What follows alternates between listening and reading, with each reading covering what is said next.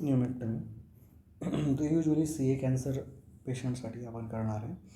तर त्याच्यामुळे स्मोकिंग आणि ISD याचे कन्सर्न्स, COPD याचे कन्सर्न जास्त येणार आहे. तर प्री ॲनेस्थेटिक इव्हॅल्युएशनमध्ये आपल्याला फंक्शनल कॅपॅसिटी बघायची आहे. आपण ते इव्हॅल्युएशन बघितले, त्याचा व्हिडिओ केलेला आहे ऑलरेडी. काय काय कन्सर्न आहे, स्मोकिंग, त्याच्यामुळे COPD, ISD, कार्डियक पूर्ण इव्हॅल्युएशन, बिकॉज तुम्हाला लंग आयसोलेशन करावं लागणार आहे, तर एअरवे पूर्णपणे करावं लागणार आहे. किमो असेल, त्याचे टॉक्सिसिटी असतील, नंतर COPDमुळे पॉलिसायथेमिया असेल, इन्फेक्शन्स असू शकतील COPDमुळे, त्याच्यामुळे काउंट्स, कल्चर, अँटीबायोटिक थेरपी. एजमुळे मग लिव्हर आणि रिनल पण तुम्हाला बघावं लागेल. इमेजिंग पूर्ण बघावं लागेल, CXR, CT जे काही आहे, मीडियास्टायनल मास, मग त्याचे कॉम्प्लिकेशन्स काही आहेत का, SVC सिंड्रोम, इफ्युजन, कन्सॉलिडेशन, PFTs तर लागणारच तुम्हाला. रिस्क स्ट्रॅटिफिकेशनसाठी पण, आणि पोस्ट ऑप कॉम्प्लिकेशन्स एक्सपेक्टेड काही आहेत का, ब्रॉन्कोडायलेटर्स रिस्पॉन्स कळेल PFTतनं, आणि सेक्शनची सुटेबिलिटी आहे का, करायचं आहे की नाही करायचं आहे. ECG लागणारच आहे, मेजर सर्जरी, इको लागणार आहे, ISD वगैरे आहे. पल्मोनरी हायपरटेन्शन होणार आहे, त्याला आधीच असेल तर ते रिल आउट करावं लागणार आहे. तेच कार्डिओ पल्मोनरी टेस्टिंग करावंच लागणार आहे. कार्डियक आणि पल्मोनरी पूर्ण इव्हॅल्युएशन ते अल्गोरिदममध्ये येतच. तर सुटेबिलिटी कशी काय बघणार, तर ॲक्च्युली काय आहे, डिसेक्शनमुळे प्रॉब्लेम काय होतो, ॲक्टिव्ह लंग टिश्यू गायब होणार आहे, हायपॉक्सेमिया होणार आहे. नंतर जो उरलेला ब्लड आहे ते पूर्णपणे त्याच्यातनं जाणार आहे, त्याच्यामुळे पल्मोनरी हायपरटेन्शन होणार आहे, ओव्हरलोड होणार आहे त्या साईडचा, त्याच्यामुळे राईट हार्टचा स्ट्रेन येणार आहे. आणि स्मोकिंगमुळे ऑलरेडी आपण बघितलं की COPD आणि ISD हे 2 मेन कन्सर्न आहेच त्याच्यात ॲडिशनल.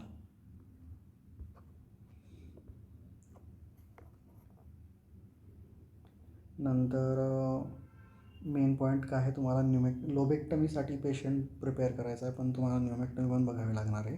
का, कारण की तुमचं ते कंटॅमिनेशन होईल, तर तो लंग कामातनं जाण्याचा चान्स आहे. आणि दुसरं काय आहे की पोस्ट ऑप पण डिस्फंक्शन होत राहतं उरलेल्या नॉर्मल लंगचं, कॉम्प्लिकेशनमुळे, रिपरफ्युजन इंजुरीमुळे. लोबेक्टमीला न्यूमेक्टमीसाठी पण इव्हॉल्व करावं लागणार आहे, कारण की त्या साईडला तुमचं कंटॅमिनेशन, ब्लड सिक्रेशन, ॲटलॅक्टासिस इन्फेक्शनमुळे फंक्शनल न्यूमेक्टमी होऊन जाईल त्या साईडची.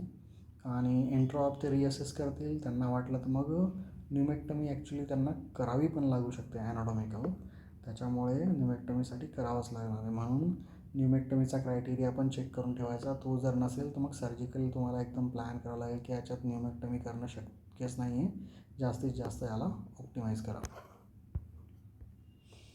4M लक्षात ठेवण्यासारखे आहे, मास इफेक्ट, मेडिकेशन्स, मेटास्टासिस आणि मेटाबॉलिक इफेक्ट, काय म्हणतात त्यांना, एंडोक्राईन इफेक्ट, पॅरा निओप्लास्टिक सिंड्रोम्स.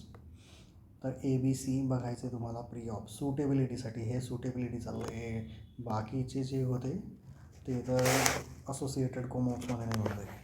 तर मेकॅनिकल, रेस्पायरेटरी आणि तिसरं कार्डियक. तर मेकॅनिकलमध्ये तुमचं FEV येणार, रेस्पायरेटरीमध्ये तुमचं DLCO येणार, आणि कार्डियक मध्ये तुमचं ते कार्डिओपल्मोनरी टेस्टिंग येणार. 42 सबसेगमेंट्स आहेत. हे फिजिओलॉजिकल आहे, ॲनाटॉमिकल मॅच नाही होत, त्याच्यामुळे आपण VBIQ स्कॅन जरी केला तरी तो पुअरली कोरिलेट होतो, ॲक्युरेटली तो सांगत नाही. VBIQ स्कॅन कशात करणार, जी बॉर्डरलाईन लोक आहे पण तरी त्यांच्यात तुम्हाला करायचं आहे. फर्स्ट स्ट्रॅटेजी आहे आपली तुमची PFT करून तुम्हाला प्रेडिक्ट करायचं आहे, पण PFT बॉर्डरलाईन आहेत, PFTच्या व्हॅल्यूज या FEV1 आणि DLCO, तर मग तुम्हाला सेकंड हे VBIQवर जावं लागू शकतं, कारण की तुमचं पूर्ण लंग हे युनिफॉर्मली होमोजिनस कंट्रीब्यूट करत नसतं. याच्यात तसं बघितलं किंवा 42 युनिफॉर्मली कंट्रीब्यूट करता येतं, मग उरले किती त्याच्यानुसार आपण कमी जास्त करून कॅपॅसिटी बघणार आहोत. 40 त्यांचा मिनिमम क्रायटेरिया आहे. बिलो 40 असेल तर तुम्ही सुटेबल नाही आहे युजली, मग त्याच्यात मग तुम्हाला V/Q करावा लागू शकतो. तर त्यांचं म्हणणं आहे क्रायटेरिया जे आहेत, PaCO2 असेल किंवा PO2 हे प्रेडिक्ट करत नाही पोस्ट ऑफ, किंवा सॅच्युरेशन पण प्रेडिक्ट करत नाही. तुमचं फंक्शन DLCOच प्रेडिक्ट करतं. आणि दोन्हीही DLCO आणि FEV1 दोघेही इंडिपेंडंट आहेत प्रेडिक्टर्स. लेस दॅन 40 दोघेही असतील तर मुश्किल काम आहे, म्हणून आपण सेकंड लाईन मग V/Q करतो. आणि त्याच्यानंतर मग इन्व्हेजिव्ह आहे पल्मोनरी आर्टरी क्लॅम्पिंग किंवा ब्रॉन्कस क्लॅम्पिंग करून किती होतं आहे ते आपण करणार नाही प्रॅक्टिकली. हे बघितलं आपण. नंतर यांचा प्रॉडक्ट पण बघतात ते पोस्ट ऑपरेटिव्ह प्रॉडक्ट, तो 1600च्या खाली असेल तर प्रॉब्लेम आहे. कार्डिओ पल्मोनरी टेस्टिंगमध्ये आपल्याला स्मोकिंगचा इफेक्ट, ISDचा इफेक्ट, वस्क्युलर इफेक्ट ते कळून येईल. याचा आपण ऑलरेडी व्हिडिओ केलेला आहे, त्याच्यामुळे याच्यात वेळ घालवत नाही. हे पण बघितलं आपण. नंतर हाचा क्रायटेरियाचा पण व्हिडिओ बघितलेला आहे, 30-60 आणि 10-20 VO2 आणि PPOसाठी. 3-legged अप्रोच आहे. रेस्पायरेटरी मेकॅनिक्स, पेरेन्काइमल फंक्शन आणि ट्रान्सपोर्ट म्हणजे कार्डिओपल्मोनरी इंटरॅक्शन्स. सगळ्या पेशंटची स्पायरोमेट्री DLCO करायचीच आहे तुम्हाला. तर बॉर्डर लाईन असेल तर मग तुम्हाला V/Q करावं लागेल.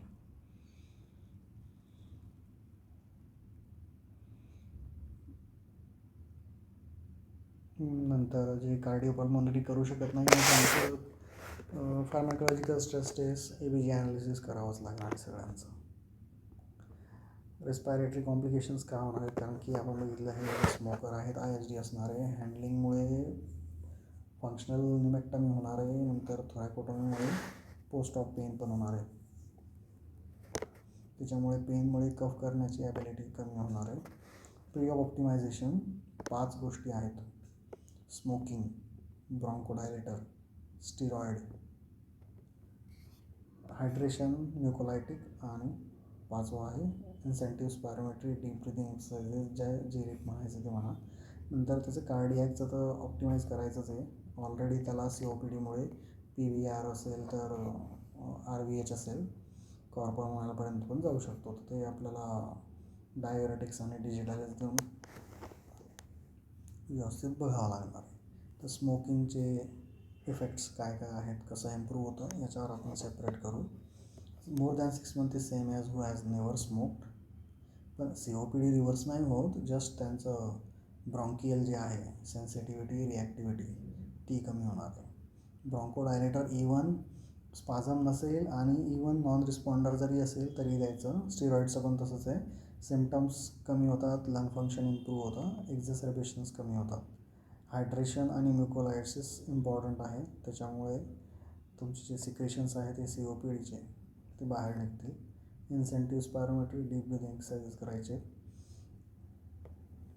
ॲनास्थेशिया टेक्निकमध्ये GA प्लस थोरासिक एपिड्युरल द्यायचं आहे त्याला.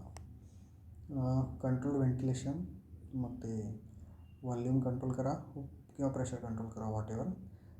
थायोपेंटोन लाईट प्लेन नसायला पाहिजे. प्रोपोफॉल इज बेटर, स्पाझममध्ये जाईल. हे ऑलरेडी रिॲक्टिव्ह लोक आहेत, ॲलर्जिक पण बसतात.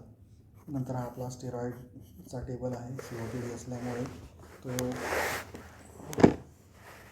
Rule of 10 mg in previous 10 month किंवा 3 month थोडा व्हेरी होतं, याच्यावर आपण एक व्हिडिओ केलेला आहे ऑलरेडी. तर कन्सर्न काय आहे, त्या साईडचा लंग कोलॅप्स होतो, त्याच्यामुळे हायपॉक्सिया होतो. आणि नंतर आपण जेव्हा तो लंग व्हेंटिलेट करतो तेव्हा रिपरफ्युजन इंजुरी होते लोबेक्टमी केल्यानंतर.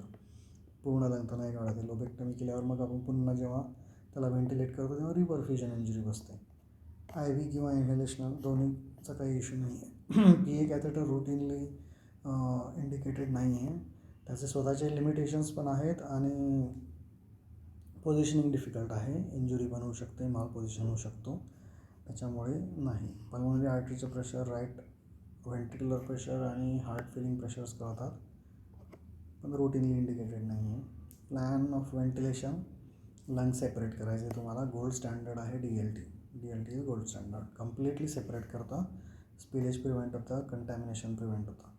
म्हणून लवाजमध्ये अल्वेओलर प्रोटिओनोसिसमध्ये लवाज होतं, त्याच्यात तर करायचंच आहे. आणि इन्फेक्टिव्ह कंडिशन्स ॲप्स असेल, ब्रॉन्किक्टासिस असेल, हेमोरेज असेल. नंतर डिफरन्शियल व्हेंटिलेशन करायचं आहे. ब्रॉन्कोपल्मोनरी, ब्रॉन्कोप्लुरल फिस्टुला असेल, काही ब्रॉन्कसचं काही करायचं असेल, सिस्टबुल्ला.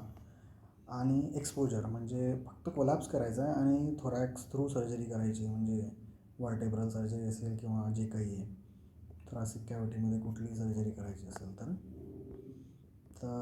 2 मेन ऑप्शन्स आहेत, DLT किंवा ब्रॉन्कियल ब्लॉकर.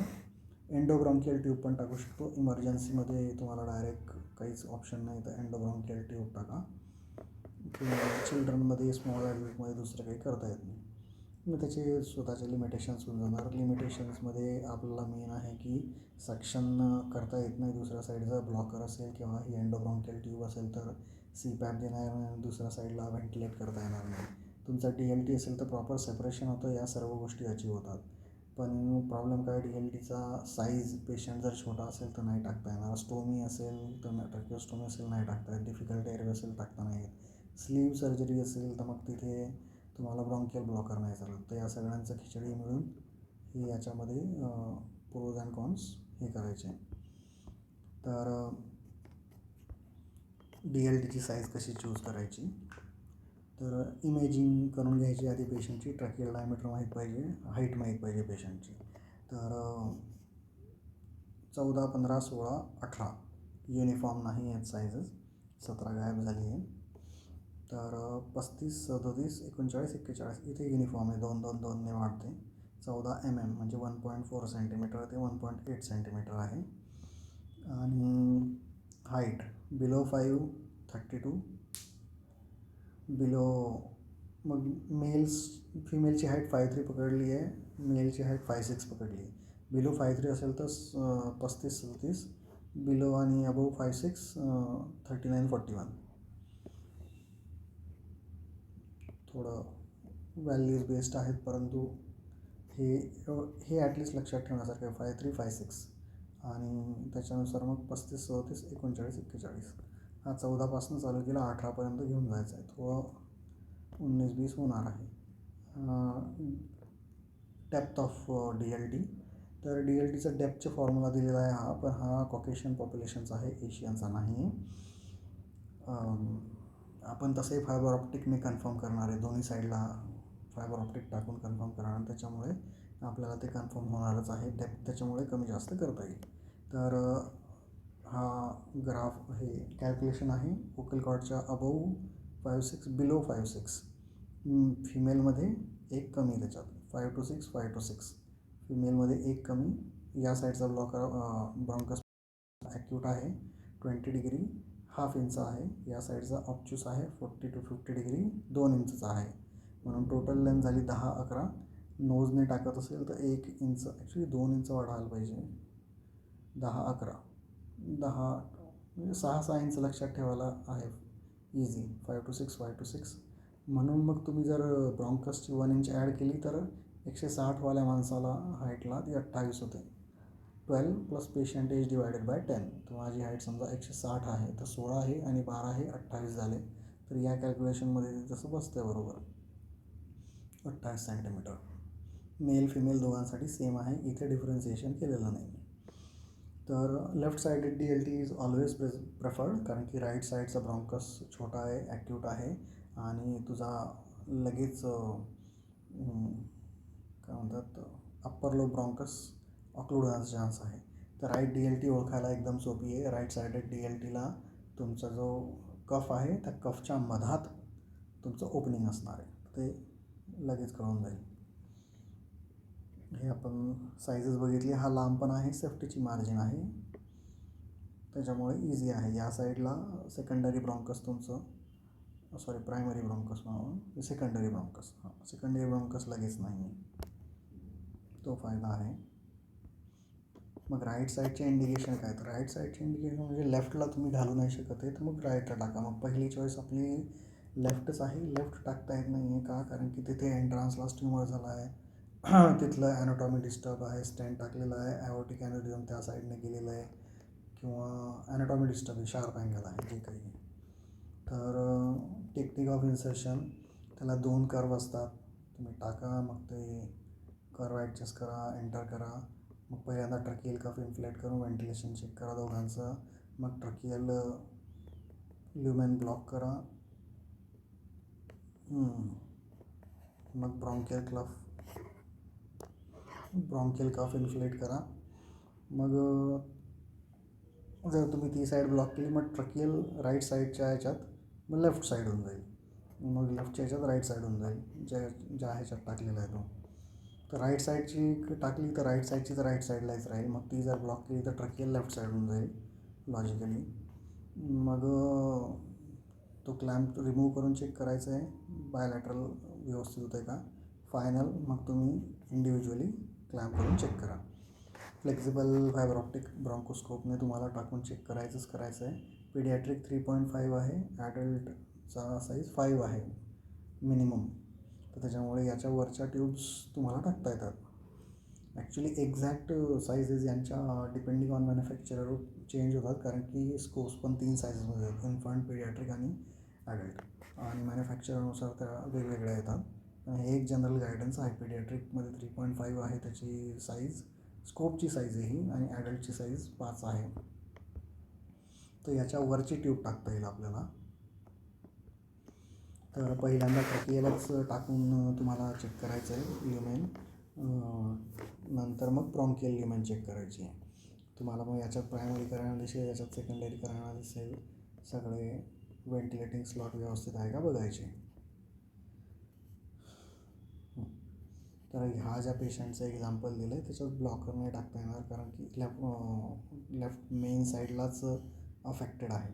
त्याच्यामुळे DLTच टाकावं लागणार आहे, कारण की सर्जरीमध्ये त्याला इंजुरी होऊ शकते, डिसलॉज होऊ शकते, मालपोझिशन होऊ शकते, ट्युमर डिसलॉज होऊ शकतो. म्हणून जर याला थोरॅकोटोमी करावी लागणार आहे तर लेफ्ट लॅटरल डिक्युबायटस आहे. लोअर आर्म पिलोच्या खाली टक्ट आहे आणि अप्पर आर्म थोरॅक्स एक्सपोज करण्याकरता अबोव हेड घेतलेला आहे. लोअर लेग हा फ्लेक्स्ड आहे. ही सेमी प्रोन नाही आहे, त्याच्यामुळे सेमी प्रोनमध्ये आपण अप्पर लेग फ्लेक्स करतो, याच्यामध्ये लोअर लेग फ्लेक्स करावं लागणार आहे. अप्पर लेग स्ट्रेट राहणार आहे. मग below padding, between padding, pressure point support जे काही आहे, spine support. Common problem dependent आर्मलाच होणार आहे.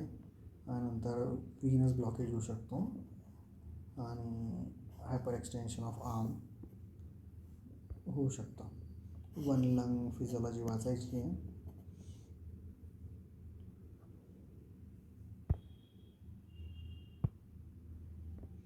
मॅनेजमेंट कसं करणार आहे, तर नॉन डिपेंडंट लंग, नायट्रोजनचं काय लो सोल्युबिलिटी आहे, त्याच्यामुळे कोलॅप्स डिले होतो.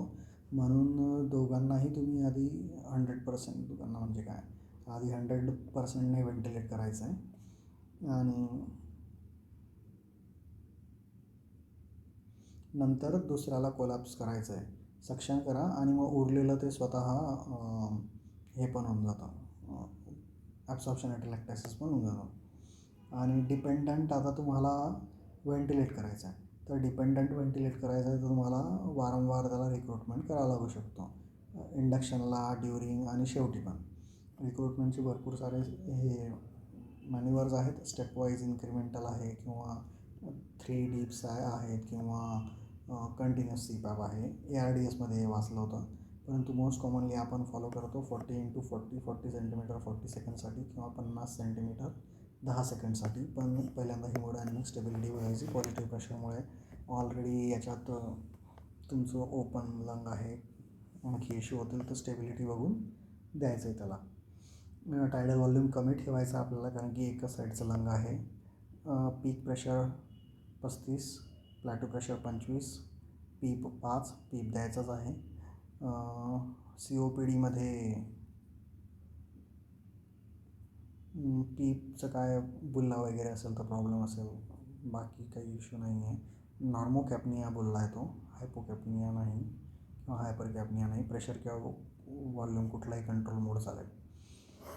मग एक थेरॉटिकल प्रश्न विचारला, हायपॉक्सिमिया झाला तर काय करणार. फॉर सडनसाठी तुम्हाला सडनली मग ते 2 लंग व्हेंटिलेशनमध्ये कन्वर्ट करा. ग्रॅज्युअल आहे तर तुमच्याकडे टाईम आहे. FiO2 वाढवा, DLTचं पोझिशन चेक करा, हिमोडायनॅमिक स्टेटसमुळे हायपॉक्सी आहे का ते बघा, नंतर व्हेंटिलेटेड लंग रिक्रूट करून बघा, पीप थोडा वाढवून बघा, नॉन डिपेंडंटलाही व्हेंटिलेट करून बघा, मग त्याच्यात CPAP द्या किंवा त्याला इंटरमिटंट दुसरं लंग पार्शल व्हेंटिलेट करून बघा, किंवा मग ते काहीच नाही आहे तर मग याचा अर्थ शंटमुळे होत आहे. तर शंट फ्रॅक्शन वाढलं तर ज्या साईडचं सर्जरी चालू आहे त्या साईडची आर्टरी बंद करून बघा, म्हणजे शंट कमी होईल तर ब्लड व्हेंटिलेटेड साईडवरनं जाईल तर हायपॉक्सिमिया इम्प्रूव्ह होईल. फ्लूइड मॅनेजमेंट, फ्लूइड रिस्ट्रिक्शन ठेवायचं आहे, कारण की थर्ड स्पेसिंग वगैरे काही नसतं आणि तुम्ही तुम्ही म्हणाल की त्या साईडला फ्लूइड जमा होईल, तसं काही नाही आहे. तुमचा जो पोस्ट न्युमेक्टमी स्पेस आहे त्याच्यामध्ये एअरच असते, तर तो हळूहळू भरतो, म्हणून डिपेंडंट लंगमध्ये उलट त्याच्या साईड इफेक्टून हायड्रोस्टॅटिक प्रेशर वाढेल, तिथे ॲटेलेक्टॅसिस होईल. पोस्ट ऑफ पल्मोनरी एडिमा पण होऊ शकतो फ्लूइड ओव्हरलोडमुळे. ऑलरेडी त्या साईडचं मॅनिप्युलेशन आणि कोलॅप्समुळे लिम्फॅटिक ड्रेनेज पण जाऊ शकतं, आणि तिथे त्या साईडला आपला पोस्ट ऑफ ओव्हरलोड होणार आहे, त्याच्यामुळे पल्मोनरी आर्टरी प्रेशर वाढणार आहे, त्याच्यामुळे ऑलरेडी आफ्टर लोड वाढलेला असेल हार्टवर, त्याच्यामुळे फ्लूइड लोड आणखी वाढवू नका. टोटल बॅलन्स पॉझिटिव्ह फर्स्ट 24 आवरमध्ये <20 ठेवा.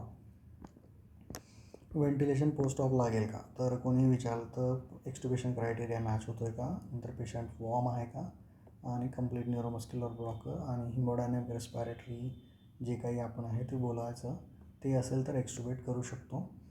प्रेशर व्हेंटिलेट नका करू म्हणता, तो सपोर्ट करा. तर कंट्रोल्ड मोडमध्ये प्रेशर व्हेंटिलेशनचा इश्यू होऊ शकतो, टेन्शनमुळे सप्लाय पण जातो आणि स्विचेस पण जातात, तर सपोर्ट व्हेंटिलेशन द्या, सगळीकडे त्याने तेच म्हटलेलं आहे. तर पोस्ट ऑफ प्रेशर व्हेंटिलेट नका देऊ, पण इंट्रा ऑफ व्हॉल्यूम किंवा प्रेशर काहीही द्या म्हणतो. चेस्ट ट्यूब टाकायची का, ड्रेन ट्यूब, युजली मीडियास्टायनम शिफ्ट नाही होत, सेंटरमध्येच राहतं, त्याच्यामुळे टाकायची गरज नाही आहे. ड्रेनेज पण करायची गरज नसते, एक्सेसिव्ह ड्रेनेज झाला तर उलट आणखी प्रॉब्लेम होऊन जातो. मोस्टली सेंटरवाईज पॉलिसीज डिफर होतात, काही लोक टाकतात पण ते क्लॅम्प करून ठेवायची, किंवा टाकायचीच नाही, तर टाकली तर क्लॅम्प करून ठेवा, कारण की काय टाकण्याचा इश्यू काय आहे, इन्फेक्शन होऊ शकतं, निगेटिव्ह प्रेशर हे होऊ शकतं इनॲडव्हरंटली जर क्लॅम्प नसेल तर इंटरमिटंटली अनक्लॅम्प करून ते लोक बघतात ब्लीड आहे का किंवा लीक आहे का. Post of analgesia, thoracic epidural is gold standard, that's it. ओपॉइड्सचा प्रॉब्लेम काय की कफ होईल, सुचरवर प्रेशर येईल, लंगवर प्रेशर येईल, PVR वाढेल. पॅरावर्टेब्रल ब्लॉक इंट्रॉप द्या किंवा आपण नंतर द्या. डायरेक्ट विजन खाली सर्जन देऊ शकतो. युनिलॅटरल आहे, जास्त व्हॉल्यूम आहे, लोकल टॉक्सिसिटीची चान्स आहे, ठीक आहे. किंवा तुम्ही इंटरकोस्टल नर्व पण ब्लॉक देऊ शकता, इन्सिजनच्या वर आणि खाली, फक्त ते तात्पुरता राहणार आहेत, सप्लिमेंट करावे लागतील नंतर. इंट्राथिकल मॉर्फिन द्या म्हणतो तर लंबरमध्ये, की जेणेकरून ते लिपिड सॉल्युबल नाही तर त्याचा रोस्टल स्प्रेड होईल, तर थोरॅसिकवर तो काम करेल. Single shot 5 to 20 mites per kg, बापरे एवढा मोठा डोस आहे. अच्छा हा मॉर्फिन आहे, फ्रेंड्सचा कमी आहे, friends I think 1 to 2 mites आहे, 24 तास टिकतो. पोस्ट ऑफ सिडेशन बघावं लागेल तुम्हाला, ऑलरेडी लंग व्हेंटिलेशन हे नाही व्हायला पाहिजे. पोस्ट ऑफ कॉम्प्लिकेशन राईट साईडला जास्त आहे, कारण की राईट साईडचं लंग जास्त मोठं आहे, ग्रेटर फिजिओलॉजिकल चेंज होतात. कार्डिओव्हस्क्युलर मग from starting arrhythmias, you can write anything to failure. Shift झाला तर टॉर्शन वगैरे होऊन ते पण कॉम्प्लिकेशन होऊ शकतात. मग लंगचे सर्व कॉम्प्लिकेशन, एडेमा, पोस्ट इन्सफिशियन्सी, टॉर्शन जे काही आहे, पोस्ट न्युमेक्टमी सिंड्रोम होऊ शकतो, पण हा लेट कॉम्प्लिकेशन आहे. त्या अपोजिट साईडचा हायपर इन्फ्लेशन होऊन मीडियास्टायनम शिफ्ट होऊन वेसल्स कम्प्रेस होतात, वेसल नाही टाकूया सॉरी. निमेक्टमी स्पेसमध्ये मग फिस्चुला, एम्पायमा, न्यूमो, हायड्रो जे काही आहे ते होऊ शकतात आणि न्यूरोलॉजिकल. तर पोस्ट निमेक्टमी स्पेसमध्ये काय काय चेंजेस होतात, तर युजली तो म्हणतो की स्टार्टला त्याच्यात एअरच असते, बाकी काहीच नसतं, म्हणून ड्रेन नका टाकू. नंतर 1 to 2 intercostal spaces per day चालू होतं आणि 2 हफ्त्यापर्यंत 80 to 90 स्पेस पूर्णपणे भरलेला असतो. 4 महिने लागतात तो पूर्णपणे भरायला. एअर असते, हळूहळू फ्लूइड भरायला चालू होतं. त्यामुळे त्या साईडचं हेमिडायफ्राम वर आलेलं असतं. म्हणून जर 1 to 2 intercostal space per day आहे, म्हणून जर इमिजिएटली भरलं तरच प्रॉब्लेम आहे. रॅपिड ॲक्युम्युलेशन म्हणजे हिमोरेज झालं आहे का, वा इन्फेक्शन किंवा कायलोथोरॅक्स काहीतरी झालं आहे का. मग हा पोस्ट ऑप पेशंट म्हणजे ऑपरेटेड पेशंट जर सर्जरीसाठी आला फॉर ब्रॉन्कोप्लुरल फिस्चुला तर काय करणार होतं. तर ब्रॉन्कोप्लुरल फिस्चुला झालेला आहे तर पहिल्यांदा त्याच्यात स्पिलेज अवॉइड करायचं, त्याच्यामुळे DLTs टाकावं लागणार आहे आणि व्हेंटिलेशन बघावं लागणार आहे. ऑलरेडी एक लंग किंवा लोब उडालेला आहे, त्याचा ऑक्सिजनेशन बघायचं आहे. तर चेस्ट ड्रेन ट्यूब आवश्यक आहे का बघा, त्याने नेसेसरीच म्हटलं आहे. ब्रॉन्कोप्लुरल फिस्चुला झालेला आहे ऑलरेडी, तर त्या साईडला न्यूमो होईल किंवा टेन्शन न्यूमो होईल आणि सेक्रेशन्स पण तिथनं येत असतील. म्हणून पॉझिटिव्ह व्हेंटिलेशन जे आहे ते इनइफेक्टिव्ह होऊ शकतो, कारण की तुमचा टायडल व्हॉल्यूम लॉस होईल. म्हणून याच्यात आपल्याला रॅपिड सिक्वेन्स करावा लागेल. पेशंटला इनहेलेशनलने अंडर घ्यायचं आणि DLT ट्यूब टाकायची आहे हेडअपमध्ये कंटॅमिनेशन प्रिव्हेंट करण्याकरता. रॅपिड सिक्वेन्स याच्याकरता करायचं आहे की तुम्ही पॉझिटिव्ह प्रेशर दिलं तर लॉस ऑफ लंग व्हॉल्यूम होऊ शकतं, स्पिलेज वगैरे पण होऊ शकतं. अवेकचा काही चान्स नाही आहे, फिस्चुला आहे, ॲस्पिरेशन होऊ शकतं.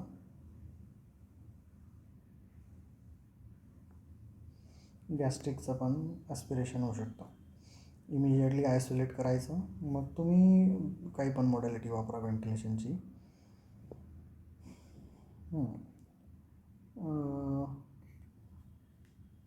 नॉन निमेक्टमी केस जर असेल तर अफेक्टेड लंगला लो टायडल किंवा CPAP किंवा हाय फ्रिक्वेन्सी जेट देऊ शकता. इमर्जन्सी आहे तर इमर्जन्स स्मूथ पाहिजे, हाय एअरवे प्रेशर्स नसायला हवे. सपोर्ट करायचं व्हेंटिलेशन. याच पेशंटला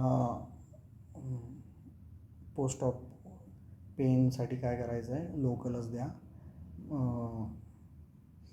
पोस्ट ऑप त्याने स्पॉन्टेनियस मेंटेन ठेवलं पाहिजे. पॉझिटिव्ह तेच लॉस होईल, एक्स्ट्युबेट व्हायला पाहिजे आधी, डिपेंडिंग ऑन पेशंट. हेडअप ठेवायचं आहे, लोकल ॲनेस्थेशिया द्यायचा आहे किंवा मग हे चेस्ट ड्रेनसाठी चाललं आहे LA द्या. मग नसेल तर मग सिडेशनने सपोर्ट करा. DLTज आणखी वेगळं वाचायचं राहिलं आहे.